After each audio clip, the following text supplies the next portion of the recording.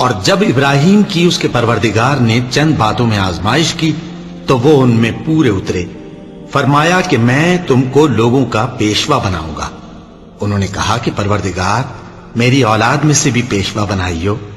فرمایا کہ میرا قول و قرار ظالموں کے لیے نہیں ہوا کرتا. اور جب ہم نے خانہ کعبہ کو لوگوں کے لیے جمع ہونے اور امن پانے کی جگہ مقرر کیا اور حکم دیا کہ جس مقام پر ابراہیم کھڑے ہوتے تھے اس کو نماز کی جگہ بنا لو، اور ابراہیم اور اسماعیل کو حکم بھیجا کہ طواف کرنے والوں اور اعتکاف کرنے والوں اور رکوع کرنے والوں اور سجدہ کرنے والوں کے لیے میرے گھر کو پاک صاف رکھا کرو. اور جب ابراہیم نے دعا کی کہ اے پروردگار اس جگہ کو امن کا شہر بنا اور اس کے رہنے والوں میں سے جو اللہ پر اور روز آخر پر ایمان لائیں ان کے کھانے کو میوے عطا فرما،